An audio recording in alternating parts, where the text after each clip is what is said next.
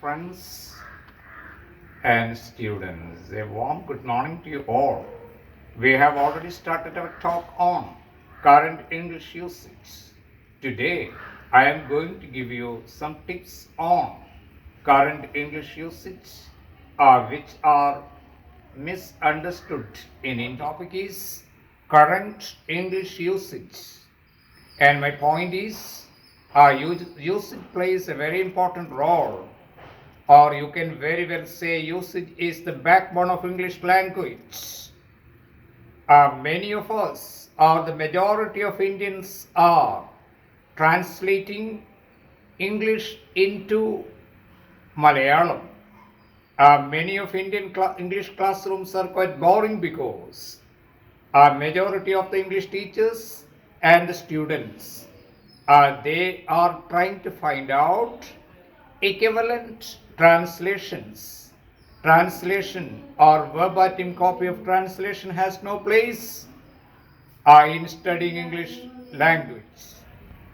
My dear students, let us start the importance of usage.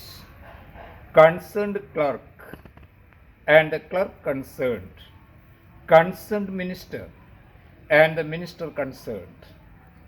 ഇവ തമ്മിലുള്ള വ്യത്യാസം എന്താണ്? നിങ്ങളൊരു ഓഫീസിലേക്ക് കയറി ചെല്ലും.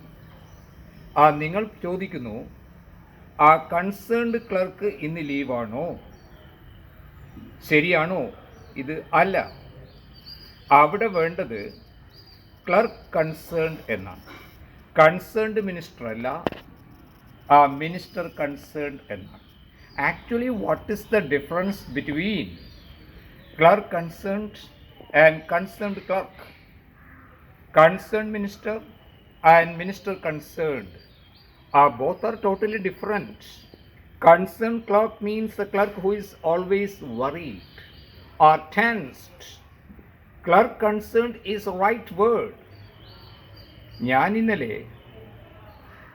ഹെൽത്ത് ഡിപ്പാർട്ട്മെൻറ്റിൽ പോയിരുന്നു. അവിടെയുള്ള സൂപ്രണ്ട് എന്നോട് പറഞ്ഞത്, അയ്യോ ഇന്ന് നിങ്ങൾ വന്നത് റോങ് ടൈമിലാണ്. കൺസേൺഡ് ക്ലർക്ക് പുറത്തേക്ക് പോയി, ഇനി അയാൾ വരില്ല.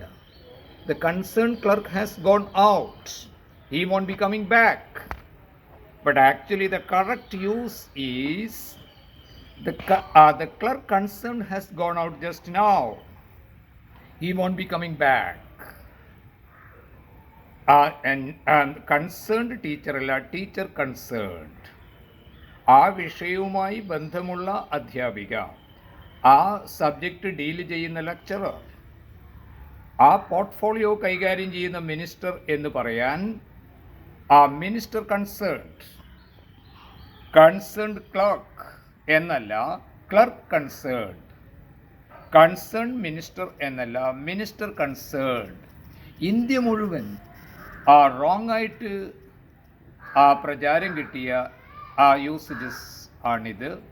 അപ്പോൾ ഇനിയെങ്കിലും കുട്ടികൾ അല്ലെങ്കിൽ ഇംഗ്ലീഷ് ലാംഗ്വേജ് പഠിക്കുന്നവർ ഈ യൂസേജ് ഒന്ന് കറക്റ്റ് ചെയ്യണം. കാരണം ഇംഗ്ലീഷ് ലാംഗ്വേജിൻ്റെ ബാക്ക് ബോൺ കുറച്ച് ഗ്രാമർ പഠിക്കുക, റൺ ആൻഡ് മാർട്ടിൻ സ്റ്റൈലിൽ തിയറിറ്റിക്കലായി ഗ്രാമർ പഠിക്കുക എന്നുള്ളതല്ല, in effective grammar in use അല്ലെങ്കിൽ ഫങ്ഷണൽ ഗ്രാമറിലേക്കാണ് നമ്മുടെ വീഡിയോ ഫോക്കസ് ചെയ്യുന്നത്. ഞാൻ വിദേശ രാജ്യങ്ങളിൽ ജോലി ചെയ്യുമ്പോൾ ഒത്തിരി നാറ്റീവ് സ്പീക്കേഴ്സുമായിട്ട് സംസാരിച്ചപ്പോൾ ഇന്ത്യൻ ലാംഗ്വേജസ്, എസ്പെഷ്യലി ഇംഗ്ലീഷ് ലാംഗ്വേജിൽ ഇന്ത്യയിൽ സംഭവിക്കുന്ന വലിയൊരു ദുരന്തം കറക്റ്റ് യൂസ് പഠിക്കുന്നില്ല എന്നുള്ളതാണ്. ഇംഗ്ലീഷ് ലാംഗ്വേജിൻ്റെ ന്യൂക്ലിയസ് തന്നെ how to use a word correctly എന്നുള്ളതാണ്. ഇൻകറക്റ്റ് യൂസ് ഓഫ് വേർഡ് ആണ് ഇന്ത്യയിൽ വലിയൊരു ഭാഗം ആളുകൾ ഫോളോ ചെയ്യുന്നത്. അടുത്ത ടേമിലേക്ക് പോകാം. Dear students, the next usage point is deliver. What do you mean by deliver? I delivered a talk. I delivered a speech. The gentleman who works in the shop delivered a new goods or articles. ഇതെല്ലാം നിങ്ങൾക്കറിയുന്നതാണ്. Delivered a speech. The postman delivered letters. ഈ ഡെലിവറികളൊക്കെ നമ്മുടെ സ്റ്റുഡൻസിന് പരിചയമാണ്. ഇനി deliver എന്ന പദം India മഹാരാജ്യത്ത് ഇതേപോലെ miss understood ചെയ്ത പദങ്ങളിലൊന്നാണ്. കാരണം നല്ല എഡ്യൂക്കേറ്റഡ് ക്ലാസ് അടക്കം പറയുന്നത് my wife has delivered a male baby or my wife has delivered a female baby. ഇവിടെ എൻ്റെ ഭാര്യയുടെ റോൾ എന്താണ് കുട്ടികളെ? My wife has delivered a female baby or a male baby. What is the role of my wife? യഥാർത്ഥത്തിൽ എൻ്റെ ഭാര്യ ഗൈനക്കോളജിസ്റ്റാണ്, അല്ലെങ്കിൽ mid വൈഫാണ്. ഡെലിവറി ചെയ്യുന്ന വർക്ക് ചെയ്യുന്നത് എൻ്റെ ഭാര്യയോ എൻ്റെ സഹോദരിയോ മകളോ അല്ല. ആ റോള് ചെയ്യുന്നത് mid wife or the gynaecologist. In reality who is delivering the babies? Gynecologists are delivering the babies. Deliver എന്ന പദത്തിന് പ്രസവിക്കുക എന്നുള്ള അർത്ഥമില്ല, കുട്ടികൾക്ക് ജന്മം നൽകുക എന്നുള്ള അർത്ഥമില്ല. ഡെലിവർ എന്ന പദത്തിൻ്റെ അർത്ഥം help at the time of delivery or take the baby from the womb. ഗർഭപാത്രത്തിൽ നിന്ന് കുട്ടിയെ പുറത്തെടുക്കുന്ന ആ ഒരു പ്രോസസ്സാണ് deliver. My wife has delivered a male baby just now. It means my wife is a gynecologist or my wife is a working nurse.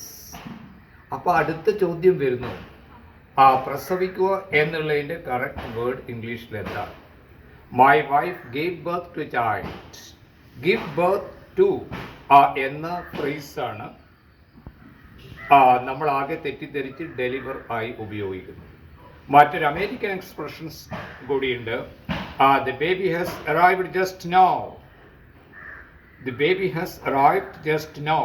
ഇതിനത്ര പ്രചാരം കിട്ടിയിട്ടില്ല. പ്രചാരത്തിലുള്ള word give birth ആണ്.